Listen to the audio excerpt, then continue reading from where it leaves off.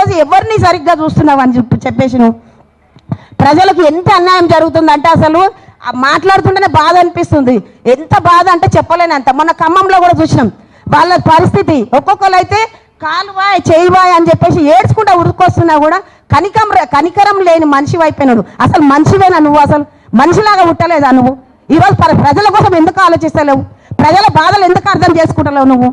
నువ్వు అర్థం చేసుకునేదాకా మా పోరాటం ఆగదు. ఎందుకంటే అన్ని బస్తీల మహిళలందరూ కూడా ఏకమవుతారు. రోడ్డు మీదకి ఆల్రెడీ వచ్చేసినాం, ఇప్పుడు కూడా వస్తాం. ఇంకా రోడ్డు మీదకి వచ్చి నువ్వు దిగేంత వరకు కూడా మేమందరం కష్టపడతాం. ఎందుకంటే 30 ఏళ్ళ సంది ఆల్రెడీ మేము ఏగుతూనే ఉన్నాం. ఇవన్నీ తీసేస్తామని చెప్తున్నారు. కానీ వాళ్ళ కష్టంతో వాళ్ళు కట్టుకున్న పైసలు, ఏ గవర్నమెంట్ వచ్చినా కూడా మాకు ఎవరికి డబ్బులు ఇవ్వలే.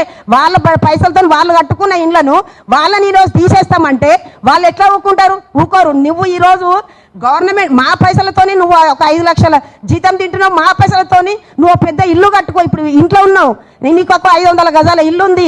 నీ భార్య మంచిగా బతుంది, నీ బిడ్డ మంచిగా బతుంది. ఈరోజు నీ ఫ్యామిలీ గురించి ఆలోచిస్తున్నావు కదా, అందరి ఫ్యామిలీ గురించి ఎందుకు ఆలోచిస్తావు? ఆలోచించాలి. ఆలోచించకుంటే నువ్వు మళ్ళీ దిగుతావు బిడ్డ. చూసుకోను, జాగ్రత్త.